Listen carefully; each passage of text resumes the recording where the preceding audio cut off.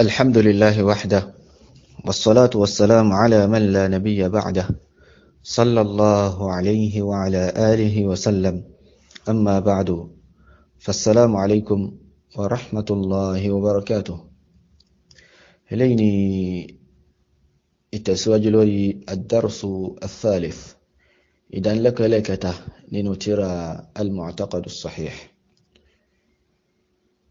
ibi tí a ti bá ta dá àlàyé wa dúró sí, òun náà ni ìbéèrè ẹlẹ́ẹ̀kọkànlá tí a fà béèrè pé ma mu'taqadu ahli sunnati wal jama'a fi tawhid al-uluhiyya. Kí ni àdìsọ́kàn ahli sunna, kí ládìsọ́kàn àwọn ahli sunnati wal jama'a nípa tawhid al-uluhiyya? So a ti ṣàlàyé eléyìí walillahi alhamd, wípé òun náà ni ifradullahi ta'ala bil ubudiyya, ìmá ṣe Allah subhanahu wa ta'ala láàṣọ níbi ìjọsìn rẹ̀. ẹni pé wọ́n ní máa gbé ìjọsìn fún ẹni kankan àyàfi Allah subhanahu wa ta'ala. A sì ká àwọn oríṣiríṣi ìjọsìn eléyìí tí Allah subhanahu wa ta'ala tí a máa ń ṣe fún, tó yẹ pé òun nìkan iná ló tọ́ kí a máa ṣe àwọn nǹkan náà fún. ní máa gbé nǹkan náà fún ẹni tó yàtọ̀ sí Allah subhanahu wa ta'ala, ìmámúrogún pẹ̀lú Allahu jalla wa azza iná ni. Allah subhanahu wa ta'ala sọ pé wa'budullaha wa la tushriku bihi shay'a. ẹ máa jọ́sìn fún Allah subhanahu wa ta'ala, ẹ má ṣe múrogún pẹ̀lú Allahu jalla wa azza. bákan náà Allah subhanahu wa ta'ala sọ nínú àyà nínú suratul Baqara pé ya ayyuhan nasu u'budu rabbakum alladhi khalaqakum walladhina min qablikum la'allakum tattaqun. mo pè ẹ̀yin ni alápapọ̀, ẹ máa jọ́sìn fún Ọlọ́run Ọba yín, alladhi khalaqakum, Ọlọ́run Ọba eléyìí tí ó dá yín, walladhina min qablikum, àti àwọn tí wọ́n síwájú yín. Ọlọ́run Ọba yìí ló dá yín, òun ló dáhùn bàbá yín, òun ló dáhùn bàbá yín. So Allah subhanahu wa ta'ala ń kú ara síbi pé ká máa jọ́sìn òun nìkan, ká má ṣe mú orogún pẹ̀lú rẹ̀. afọ́n béèrè nínú ìbéèrè eléyìí tó tẹ̀lé, ìbéèrè ẹlẹ́kejìlá, wípé ma diddu tawhid al-uluhiyya. kí ni diddu tawhid al-uluhiyya? kí ni ìdàkejì rẹ̀ eléyìí tó yẹ pé nǹkan tí máa ń tako tawhid al-uluhiyya tí máa ń bàjẹ́? kí ni nǹkan náà? afáàní didduhu ash-shirku billahi a'adhana Allahu min. ìdàkejì rẹ̀ eléyìí tí máa bàjẹ́ wọn náà ni pé ìmámúrogún pẹ̀lú Allah subhanahu wa ta'ala. kí Allah subhanahu wa ta'ala kó ṣọ́ wa kúrò níbẹ̀. wa huwa a'zamu dhanbin 'usiya Allahu bihi. ṣe eléyìí sì ní òun ní ẹ̀ṣẹ̀ tó fi ń tóbi jù tí wọ́n ṣe Ọlọ́run Ọba pẹ̀lú rẹ̀. ẹ̀ṣẹ̀ tó fi ń tóbi jù tí wọ́n fi ṣe Ọlọ́run Ọba subhanahu wa ta'ala lórílẹ̀, òun ni máa múrogún pẹ̀lú Allah subhanahu wa ta'ala. ẹ̀ṣẹ̀ yìí dẹ̀ ní nǹkan tí Allah jalla wa ala tí ìforíjì ni. qala ta'ala, Allah subhanahu wa ta'ala ni inna Allah la yaghfiru an yushraka bihi ويغفر ما دون ذلك لمن يشاء ومن يشرك بالله فقد افترى إثما عظيما. الله جل وعز ń sọ pé dájúdájú Ọlọ́run Ọba òun ní foríjì ẹnikẹ́ni tó bá ń mórogún pẹ̀lú òun ní foríjì máa mórogún pẹ̀lú òun. ويغفر ما دون ذلك, Ọlọ́run Ọba sì máa foríjì nǹkan tó bá kéré sí ìmá mórogún pẹ̀lú rẹ̀ liman yasha, fún ẹni tó bá wù. Ọlọ́run máa foríjì ẹni tó bá ṣe ohun tó kéré sí ìmámúrogún pẹ̀lú rẹ̀, tí ó bá wù Ọlọ́run Ọba láti foríjì ẹni náà. so tọ́lọ́run bá foríjì nǹkan ẹni tó bá ṣe ẹni tó yàtọ̀ sí ẹni tó kéré sí ìmọ̀rogún pẹ̀lú Allah subhanahu wa ta'ala. aqida ahli sunnati wal jama'a lórí eléyìí òun ni pé Allahu jalla wa azza yóò fìyà jẹ ẹni náà ní òdiwọ̀n ẹ̀ṣẹ̀ tí ó ṣẹ̀, yóò fìyà jẹ. lẹ́yìn ìgbà náà Allah subhanahu wa ta'ala yóò wá mú jáde kúrò nínú náà, yóò fi sí aljanna. Allah ni wa man yushrik billahi faqad iftara ithman 'azima. ẹni tó bá mọ̀rọ̀gún pẹ̀lú Allah subhanahu wa ta'ala, irú ẹni bẹ́ẹ̀ ó ti dáadáa pààrọ̀. torí pé irú ẹni bẹ́ẹ̀ ń kílẹ̀mù yìí pé Allah subhanahu wa ta'ala ní orogún nìyẹn. Allah jalla wa ala ó sì ti sàlàyé fún wa pé òun ní orogún kàkà. afáàní wa bayyana ta'ala أن الشرك محبط للعمل. الله سبحانه وتعالى ṣàlàyé pé ìmá mọ́rogún pẹ̀lú Ọlọ́run bá ohun tí máa ń ba iṣẹ́ jẹ́ ni. wa mukhrijun min millati al-islam, tó sì máa mú yà jáde kúrò nínú ẹ̀sìn islam. faqala ta'ala, Allah bá subhanahu wa ta'ala wọ́n sọ nínú suratul an'am nígbà tó ń ròyìn àwọn òjíṣẹ́ rẹ̀ sínú àyà tó wà lókè àyà yìí, wa tilka hujjatuna. So Allah subhanahu wa ta'ala ń sọ̀rọ̀ ń pa àwọn òjíṣẹ́ rẹ̀ níbẹ̀, ó dárúkọ wọn, sọ̀rọ̀ ń pa wọn. Allah wọ́n sọ ní parí àyà yìí pé walau ashraku, tó bá jẹ́ pé àwọn òjíṣẹ́ yìí, àwọn ànábì Ọlọ́run bá, àwọn òjíṣẹ́ Ọlọ́run bá subhanahu wa ta'ala yìí, tó bá jẹ́ kí wọ́n ṣẹbọ sí Ọlọ́run bá pẹ́rẹ́ ni, tó bá lọ mọ́rogún pẹ̀lú Allah subhanahu wa ta'ala ni, la habita anhum ma kanu ya'malun, gbogbo tí wọ́n ṣe níṣẹ́ ni ó bá bàjẹ́, gbogbo tí wọ́n ṣe níṣẹ́ pátá iná ni ó bá bàjẹ́. Subhanallah. Sáré pé àwọn ànábì Ọlọ́run bá ni Ọlọ́run bá ń báwí ní ibi, àwọn ànábì Ọlọ́run bá iná ni Ọlọ́run bá ń báwí nínú àyà yìí. Ọlọ́run bá ní dhalika hudallahi yahdi bihi man yasha'u min ibadihi. So lẹ́yìn ìgbà tọ́lọ́run bá tó ti ṣàlàyé gbogbo àwọn ìdára tó ń ṣe fún wọn, gbogbo àwọn kan tó ṣe fún wọn, tó ti ṣàlàyé ẹ̀tàn, wọ́n ní pé eléyìí tó ń sọ yìí òun ni ìmọ̀ni Ọlọ́run bá subhanahu wa ta'ala tó máa ń ṣe fún ẹni tó bá wù, tó máa ń fi ẹni tó bá wù, tó máa ń fi mọ̀nà, tó máa ń fi ìmọ̀nà rẹ̀, tó máa ń fi ẹni tó bá wù, tó máa ń fi ìmọ̀nà. min ibadihi, nínú àwọn ẹrú rẹ̀. walau ashraku, tó wẹ́ pé àwọn ẹrú ọ̀hún yìí, tó wẹ́ pé àwọn ànábì Ọlọ́run bá yìí wọ́n ṣe ẹbọ pẹ́rẹ́ ni, la habita anhum ma kanu ya'malun,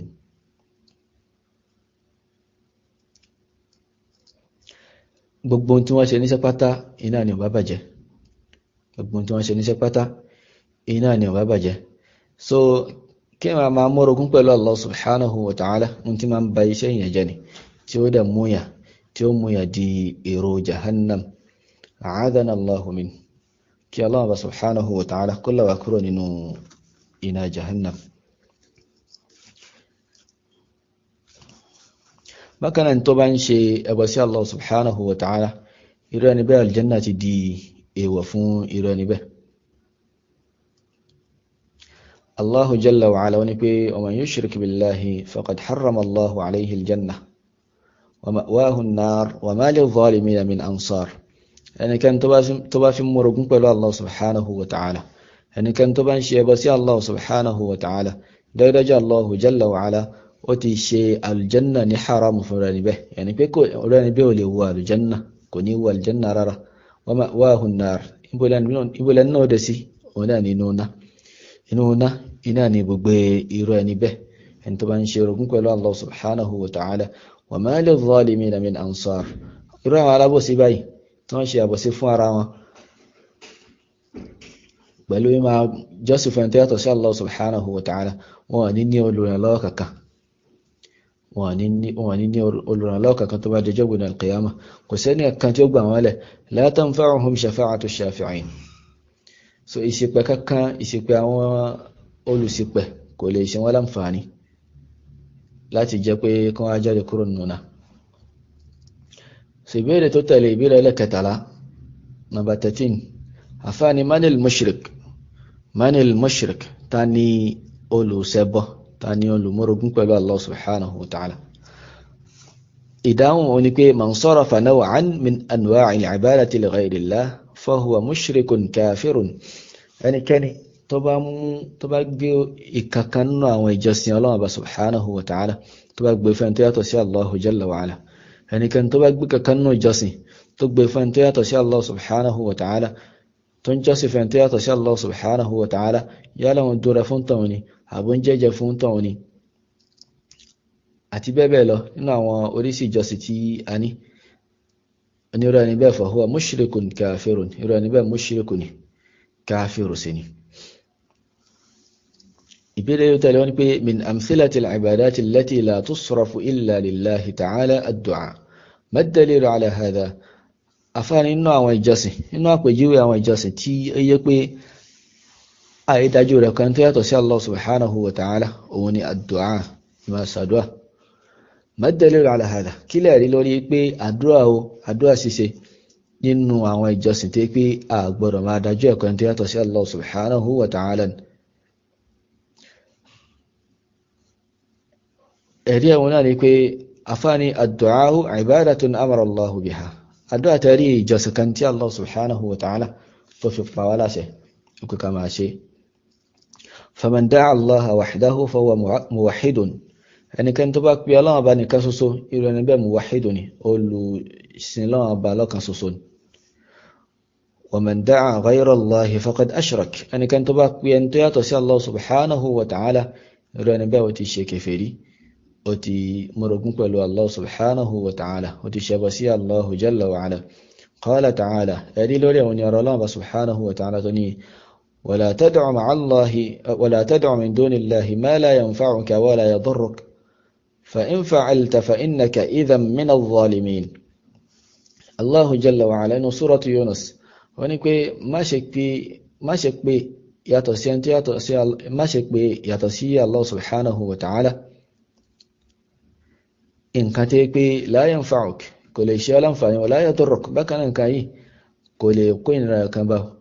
má pè tí ó yàtọ̀ sí Allah subhanahu wa ta'ala ní nǹkan tí pé kò lè ṣe aláǹfààní kò sì lè kó ìnira kan bá. fa in fa'alta tó bá fi lè ṣe bẹ́ẹ̀ tó ń pè ẹni tó yàtọ̀ sí Allah subhanahu wa ta'ala àbọ̀ ń pè nǹkan tó yàtọ̀ sí Allah subhanahu wa ta'ala, ò ń pè àlùjànnú ni àbọ̀ ń pè màláíkà àbọ̀ ń pè òkúta àbí igi iná ló ń pè. fa in fa'alta tó bá fi lè ṣe bẹ́ẹ̀ fa innaka idhan min adh-dhalimin àjẹ́ pé ó ti wà nínú àwọn alábòsí nìyẹn, ó ti wà nínú àwọn alábòsí. adh-dhulmu huna bima'na ash-shirk. àbòsí níbi dhulmu níbi òun ni dhulmun akbar, torí pé adh-dhulmu àbòsí oríṣi méjì ló wà. dhulmun asghar eléyìí tẹ́ pé kí gbìyànjú jáde kúrò náà sí, bákan náà dhulmun akbar eléyìí tẹ́ pé máa gbìyànjú jáde kúrò náà sí. dhulmu eléyìí tó tóbi òun ni kí ẹ máa ṣẹbọ sí Allah subhanahu wa ta'ala, gẹ́gẹ́ bí Allah subhanahu wa ta'ala bí sọ́nù ọ̀rọ̀ Luqman al-Hakim tó ń sọ fún ọmọ rẹ̀ pé ya bunayya la tushrik billah, ya bunayya la tushrik billah, mo pè rẹ̀ ọmọ mi má ṣe sí ẹbọ sí Allah subhanahu wa ta'ala, má ṣe mọ́rogún pẹ̀lú Allahu jalla wa ala. inna ash-shirka la dhulmun azim, tó dé dájú ìmá mọ́rogún pẹ̀lú Allahu subhanahu wa ta'ala la dhulmun azim, àbòsí tó fi ń tóbi jù ni, àbòsí eléyìí tó fi ń tóbi jù ni. so bákan náà Allah subhanahu wa ta'ala ní pé alladhina amanu wa lam yalbisu imanahum bi dhulm, alladhina amanu wa lam yalbisu imanahum bi dhulm, àwọn tí wọ́n nígbàgbọ́ tí wọ́n lò ìgbàgbọ́ wọn mọ́ àbòsí. so ńgbà tí àyà yìí tí ó sọ̀kalẹ̀ ó rú àwọn sàhábà ó rú wọn lójú pé ṣé ẹnìkan wà nínú wa tí ì ṣe àbòsí fúnra rẹ̀ kátà tó sọ pé kò ní ṣe àbòsí fún ẹni tó yàtọ̀ sí ìyẹn pé tí ò ní ṣàbòsí fún ọmọ ìyá rẹ̀. so anabi sallallahu alayhi wa alihi wa sallam wọ́n dáhùn padà lọ sínú àyà suratu Luqman yìí wípé ṣé ẹ̀rántí ọ̀rọ̀ Luqman al-Hakim tó ń sọ fún ọmọ rẹ̀ pé ya bunayya la tushrik billah inna ash-shirka la dhulmun azim. so anabi sallallahu alayhi wa alihi wa sallam ó ní pé ohun tí Allah subhanahu wa ta'ala tó gbà lérò pẹ̀lú pé àwọn tí wọ́n lò ìgbàgbọ́ wọn máa zulmu máa bòsí wọn ni pé òun ni tí Luqman al-Hakim tó sọ fún wa rẹ̀ pé inna ash-shirka la zulmun azim. so zulmu tí Allah jalla wa ala tó gbà lérò bẹ́ẹ̀ wọn ni ìmá ṣe ẹbọ, ìmá mọ́rogún pẹ̀lú Allah subhanahu wa ta'ala. so fa innaka idhan min adh-dhalimin ay fa innaka idhan min al-mushrikin. tó bá fi lè ṣe bẹ́ẹ̀ tó ń pè ẹni tó yàtọ̀ sí Allah subhanahu wa ta'ala a jẹ́ pé ó ti jẹ́ kan nínú àwọn alábòsí ni ẹni pé ó ti jẹ́ kan nínú àwọn kèfèrí, àwọn olùṣẹbọ tí wọ́n ṣẹbọ sí Allah subhanahu wa ta'ala. bákan náà fani wa thabata fi sunan, bákan náà wọ́n rí lẹ́nu sunan yẹn pé sunan Abu Dawud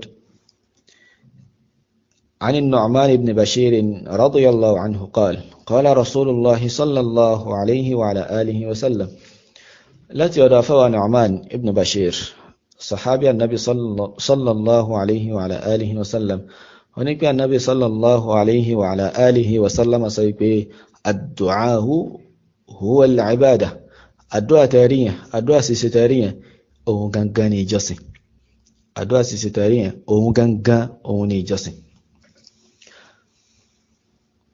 So ìbéèrè 15th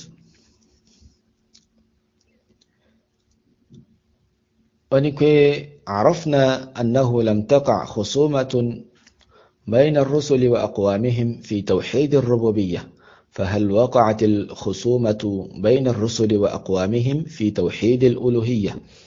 ونكي أتمه síwájú wípé kò sí ìfàǹfòṣẹlẹ̀ láàrin àwọn òjíṣẹ́ àti àwọn ìjọ wọn tọ́lọ́run bá rán wọn sí, ìfàǹfòṣẹlẹ̀ láàrin wọn nípa tawhidu rububiyya, tawhidu iṣẹ́ Ọlọ́run bá subhanahu wa ta'ala, tawhidu tó ní àjọṣepọ̀ pẹ̀lú iṣẹ́ Allah subhanahu wa ta'ala. So àwọn náà wọ́n fi rinlẹ̀ pé Ọlọ́run bá ló ń ṣe gbogbo àwọn kan yìí. Wala in sa'altahum man khalaqahum la yaqulunna Allah. Tó bá bi wọ́n pé talent tó dá wọn, ǹtí wọ́n sọ fún náà ni pé Allahu ni. So ìfàǹfòṣẹlẹ̀ láàrin wọn, láàrin àwọn ànábì Ọlọ́run bá àti àwọn ìjọ wọn lórí ar-rububiyya, lórí àwọn iṣẹ́ Allah subhanahu wa ta'ala. wọ́n ní fahal waqa'atil khusumatu bayna ar-rusuli wa aqwamihim fi tawhidil uluhiyya, ìjẹ́ ìfàǹfà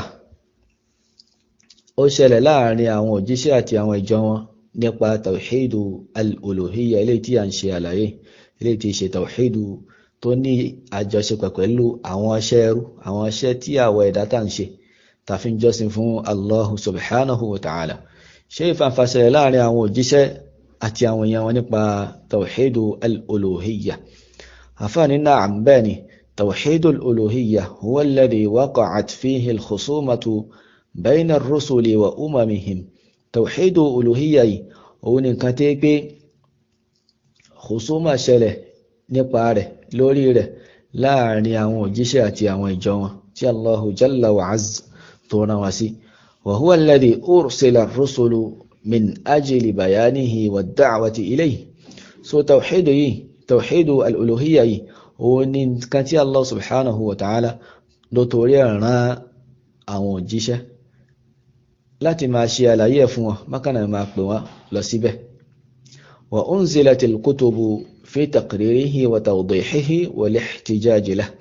bákan náà Allah subhanahu wa ta'ala ó sì sọ àwọn tírà kalẹ̀ tẹ́ pé àwọn tírà yìí wọ́n wá fi tawhidu al-uluhiyya wọ́n wá fi rinlẹ̀ náà ni. bákan náà máa ṣe àlàyé rẹ̀ ní àlàyé tí ó yanjú, bákan náà máa kó ẹ̀rí wá lórí rẹ̀, lórí pé tawhidu al-uluhiyya nǹkan tí ẹ gbọ́dọ̀ fi rinlẹ̀ náà ni. kí pé gbogbo àwọn iṣẹ́ yín, gbogbo àwọn ìjọsìn yín tí Allah subhanahu wa ta'ala nìkan iná ni ó máa jẹ́, òun nìkan lẹ́ máa ṣe fún, ẹ̀ ní máa ṣe fún àwọn ẹbọ, àwọn òòṣà tí ẹ gbé kalẹ̀, àtàwọn màláíkà, àtàwọn àlùjànnú, àtàwọn ẹni ire inú yín.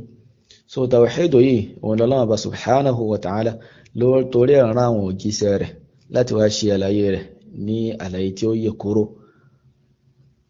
fún àwọn ìjọ wọn. كما قال تعالى جاب الله سبحانه وتعالى بيسايكي ولقد بعثنا في كل أمة رسولا أن يعبدوا الله واجتنبوا الطاغوت. ọlọ́run dájúdájú àti ìrìnà sí gbogbo àlùmọ̀ pátápátá òjíṣẹ́ kọ̀ọ̀kan, tẹ́ pé àwọn òjíṣẹ́ yìí, tí òjíṣẹ́ kan tí a rán sí ìjọ yìí, òjíṣẹ́ kọ̀ọ̀kan tí a rán sáwọn ìjọ yìí, kí ni wọ́n máa sọ fún wọn? máa sọ fún wọn pé àní àbùdùláhà, wípé ẹ máa jọ́sìn fún Allah subhanahu wa ta'ala nìkan oṣù, wajtanibu at-taghut, ẹ sì máa jìnà sí gbogbo àwọn kan tí àwọn èèyàn jọ́sìn fún, gbogbo nǹkan tí wọ́n a máa jọ́sìn fún tí yàtọ̀ sí Allah subhanahu wa ta'ala, ẹ máa jìnà sí àwọn nǹkan yìí. ìbéèrè ló tẹ̀lé wọn pé bi ayyi naw'in min anwa'i at-tawhid bada ar-rusulu da'watahum, tawhid ar-rububiyyah am tawhid al-uluhiyyah? oríṣi wo, èwo nínú àwọn oríṣi tawhid méjèèjì yìí ni àwọn òjíṣẹ́ Ọlọ́run subhanahu wa ta'ala náà fi bẹ̀rẹ̀ dáwà wọn? ṣé tawhid ar-rububiyyah ni àbí tawhid al-uluhiyyah? yẹni pé ṣé àwọn òjíṣẹ́ ń gbà tí Ọlọ́run bá tó rán wọn dìde, ṣé nǹkan tí wọ́n kọ́kọ́ ń pe àwọn èèyàn wọn sí ni pé ẹ máa fi ẹgbà pé Ọlọ́run bá ló dá yín, ẹgbà pé Ọlọ́run bá ló ń rọ̀jò fún yín, ṣé rububiyya ni wọ́n pè wọ́n sí ni àbí uluhiyya? kí ni nǹkan tí wọ́n fi bẹ̀rẹ̀ dáwà wọn? àfáàní pé iftataha ar-rusulu da'wata aqwamihim ila Allahi bi tawhid al-uluhiyya. àwọn òjíṣẹ́ Ọlọ́run bá subhanahu wa ta'ala wọ́n bẹ̀rẹ̀ dáwà wọn, ìpèpè wọn tí wọ́n pè àwọn àjọ wọn, wọ́n bẹ̀rẹ̀ pẹ̀lú ìmá pèpè lọ síbi tawhid al-uluhiyya, ìmá jọ́sìn fún Ọlọ́run bá subhanahu wa ta'ala nìkan ṣoṣo. fa kullu rasulin yaqulu li qawmihi, gbogbo àwọn òjíṣẹ́ pátá ni wọ́n sọ fún àwọn àjọ wọn pé u'budullaha ma lakum min ilahin ghayrihi, u'budullaha ma lakum min ilahin ghayruhu. ẹ máa jọ́sìn fún Allah subhanahu wa ta'ala, ní ẹnìkan tó tọ́ láti máa fi jọ́sìn fún lódodo tó yàtọ̀ sí Allah subhanahu wa ta'ala. nǹkan yìí iná ni àwọn ànábì Ọlọ́run bá subhanahu wa ta'ala ni wọ́n ń pè àwọn ìjọ wọn sí. الله جل وعلا ونقول لقد أرسلنا نوحا إلى قومه فقال يا قوم اعبدوا الله ما لكم من إله غيره إني أخاف عليكم عذاب يوم عظيم. الله سبحانه وتعالى نقول دايدا جاتنا نوح لسيا وإجاره أنا سيا وإجاره فقال يا قوم اعبدوا الله ما لكم من إله غيره. أنا بنوح وانصفوا يا قومي مكوين يامي أما جسف الله سبحانه وتعالى نكوسه ما لكم من إله غيره. كسين ككتو كما جسف متياتوسي الله سبحانه وتعالى إني أخاف عليكم عذاب يوم عظيم. من بايا من برو إياه إليه لوري يا وجاتي بي أجن لاني ياتي جن لجانا من برو يانا لوري كي أنا ما باجين مشان بي كما جسف الله يوكا نسو. بكنا النبي هود عليه الصلاة والسلام هنا شيء إن كان الله سبحانه وتعالى وإلى عاد أخاهم هودا. بكنا أنا سيا وجعاد أنا ما يامتي شهود أنا سما قال يا قوم اعبدوا الله ما لكم من إله غيره. أنصف ما كي أي جامي أما جسف الله سبحانه وتعالى kò sí ẹnìkan tó tọ́ láti máa fi ìjọsìn fún àyàfi Allah subhanahu wa ta'ala. afala tattaqun, ṣé ẹ ní páyà Ọlọ́run Ọba subhanahu wa ta'ala, ẹ páyà Ọlọ́run Ọba ni, ṣé ẹ ní páyà Ọlọ́run Ọba subhanahu wa ta'ala, ọba tó ṣe fún yín tó ṣe fún yín tó ṣe fún yín tó ṣe fún yín.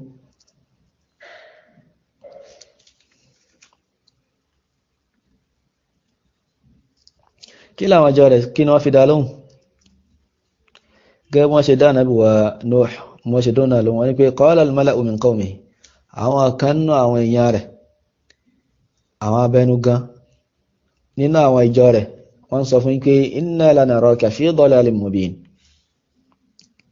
wọ́n sọ fún Ànábì Nuh pé ìwọ Nuh yìí ààrẹ nínú ànù, àrígbó ó ti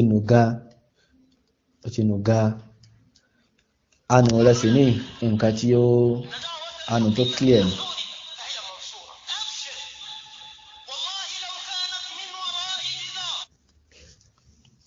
so ànù rẹ̀ tó wà lórí ànù tó clear ni. so Ànábì Nuh wọ́n sọ fún pé ya qawmi laysa bi dalalah, èmi ò sínú ànù walakinni rasulun min rabbil alamin. ṣùgbọ́n èmi kàn jẹ́ òjíṣẹ́ fún yín láti ọ̀dọ̀ Allah subhanahu wa ta'ala ni.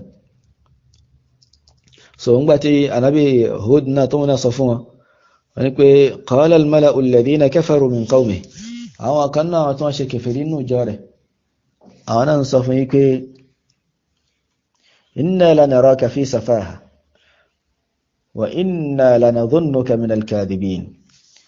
wọ́n sọ wípé ìwọ Hud, a rí ọ pé òpònú, inú agọ̀ iná ló wà, inú ìfọ́núfọ́ra iná ló wà yìí.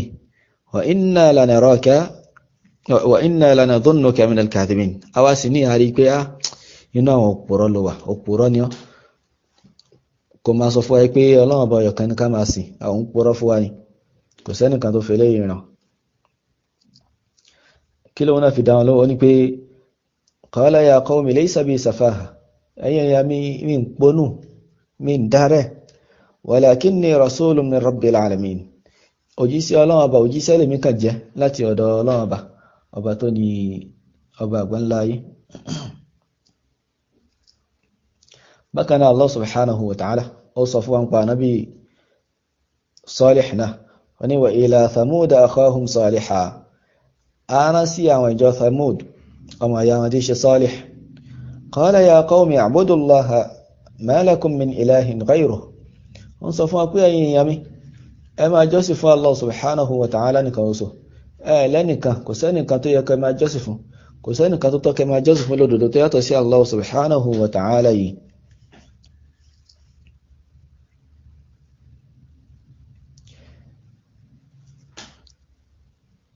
so òun náà ó sọ fún wọn bẹ́ẹ̀ ṣùgbọ́n àwọn kan tí wọ́n ṣe gbéraga Ọlọ́run bá ní qala al-mala'u alladhina istakbaru min qawmihi lilladhina istud'ifu liman amana minhum ata'lamuna anna salihan mursilun min rabbih qalu inna bima ursila bihi mu'minun. so nígbàtí ó sọ eléyìí fún wa tán àwọn tí wọ́n jẹ́ onígbéraga nínú àwọn àjọ tiẹ̀ náà àwọn náà ń sọ lilladhina istud'ifu wọ́n ń sọ fún àwọn tí pé àwọn jẹ́ ọ̀lẹ nínú àwọn ìjọ Ànábì Salih sọ àwọn alágbára àwọn onígbéraga wọ́n ń sọ fún àwọn tí wọ́n jọ́lẹ̀ nínú àwọn tí wọ́n nígbàgbọ́ sí Ànábì Salih alayhi salatu wassalam wọ́n ní pé ata'lamuna anna Salihan mursalun min rabbih ṣé ẹ̀yin náà gbàgbọ́ wípé Salihu yìí ṣe Ọlọ́run Ọba ló rán ṣé ẹ̀yin náà gbàgbọ́ bẹ́ẹ̀ ṣe mọ̀ bẹ́ẹ̀ ṣe nígbàgbọ́ sí Salih lórí nǹkan tí ń sọ yìí kí láwọn fi dáwọn lọ́wọ́ ní pé inna bima ursila bihi mu'minun àwọn tí wà nígbàgbọ́ sí nǹkan tí wọ́n fi rán Salih tọ́nà Ọba fi rán tó ń sọ fún wa pé Ọlọ́run Ọba fi rán ìyàwó nígbàgbọ́ sí tiwa. qala alladhina istakbaru inna billadhi amantum bihi kafirun ṣùgbọ́n àwọn tí wọ́n ṣègbéraga yìí àwọn sọ fún ẹ pé àwa ti wá o àwa ṣe kèfèrí sí nǹkan tẹ́yìn nígbàgbọ́ sí nǹkan tẹ́yìn nígbàgbọ́ sí àwa ṣe kèfèrí sí tiwa. so wọ́n nífẹ̀ẹ́ sí ẹni tó ń pín wọn lọ síbi tawhidul uluhiyya wọ́n sì ń takò wọn ní gbangba.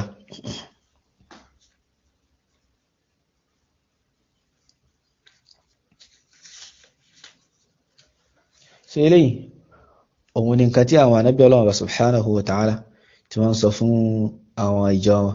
bákan náà Ọlọ́run bá sọ fún àǹpa ànábì wa Shu'aib alayhi salam tí Ọlọ́run bá rán sí Madian wa ila Madiana akhahum Shu'aiba Ọlọ́run bá ní arán sí Madian ọmọ ìyá wọn tí ṣe Shu'aib.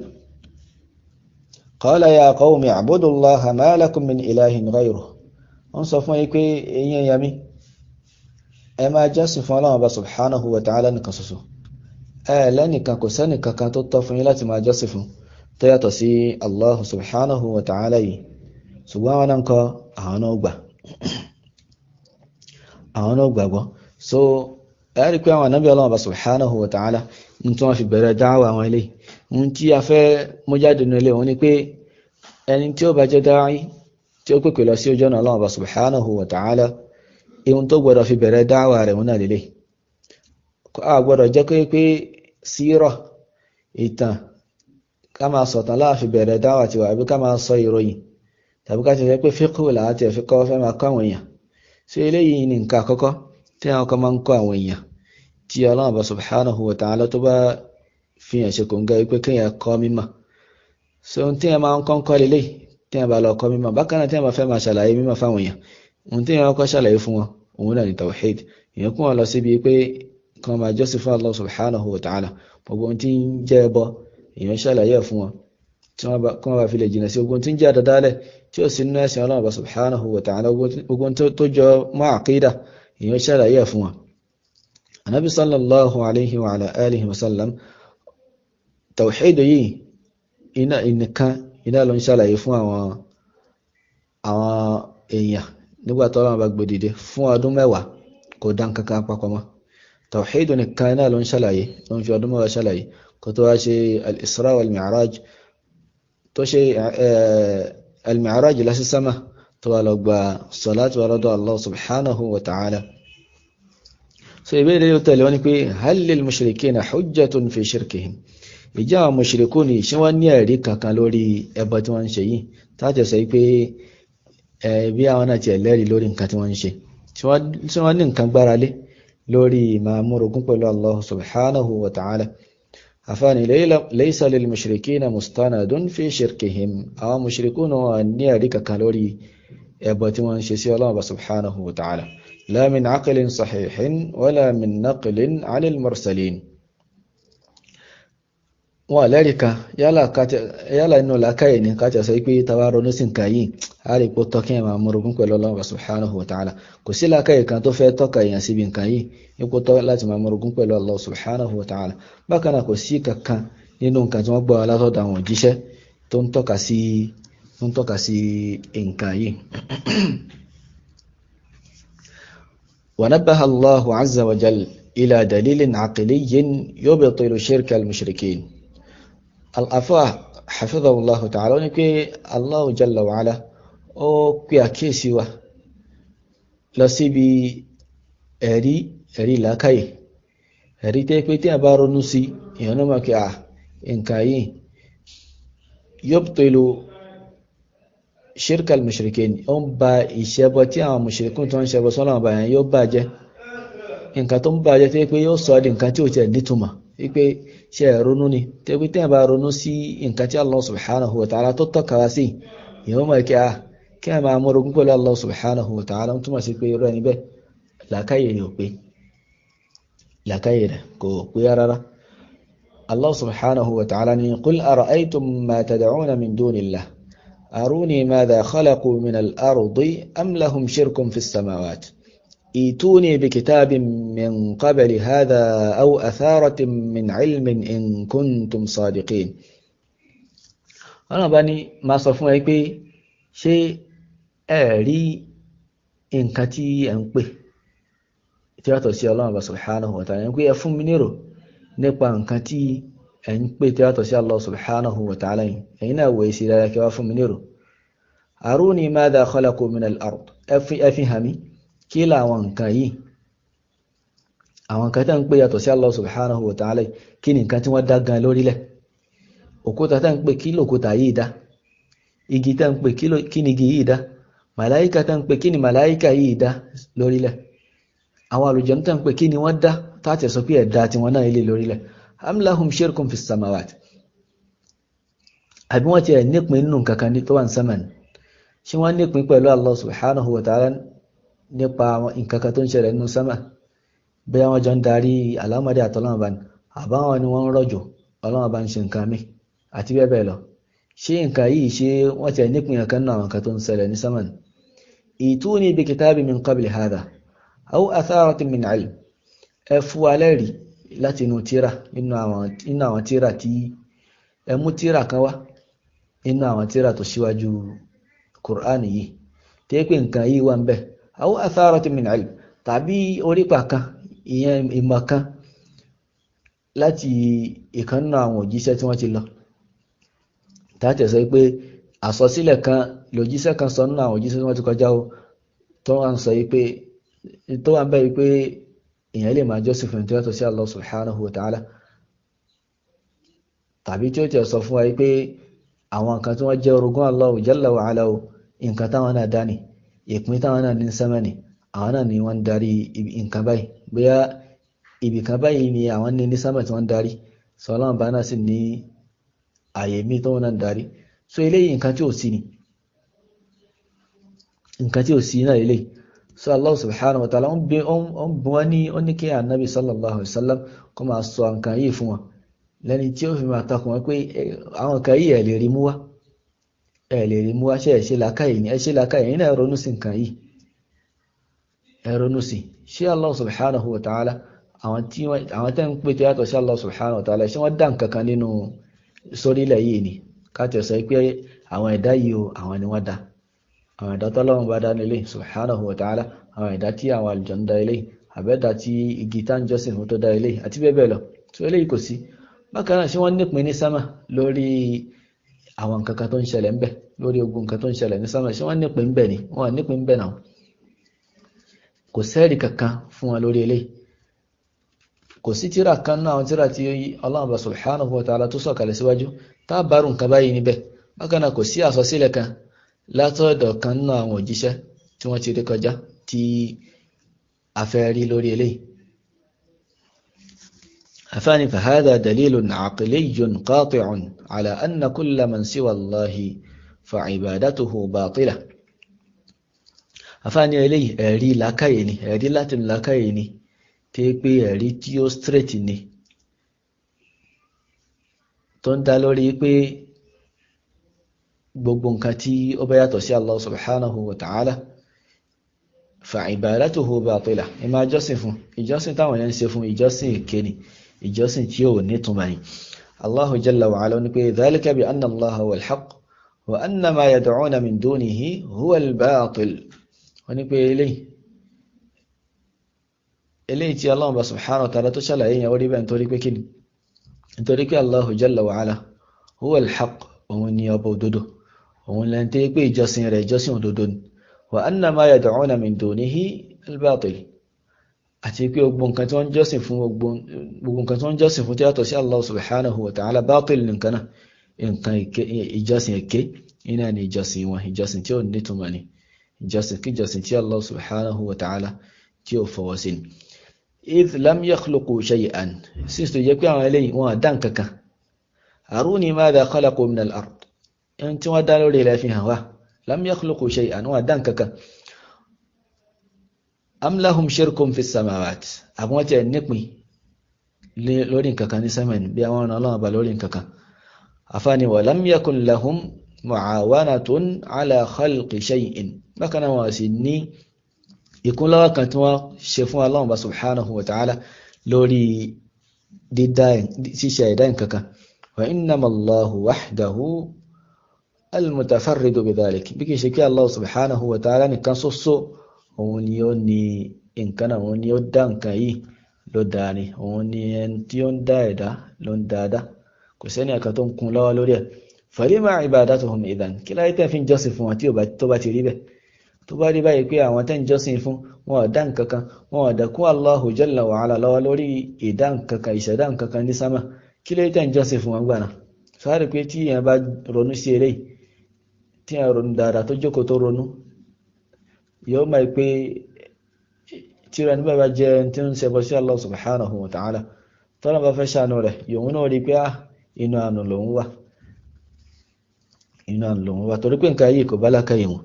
so ìbéèrè eléyìí tí ó káyìn nínú ìdánilẹ́kọ̀ọ́ ẹlẹ́kẹta yìí tó ní àjọṣepọ̀ pẹ̀lú tawhidu al-uluhiyya. afáàní ma hiya manzilatu hadha at-tawhid, ipò wo ni tawhidu yìí wà?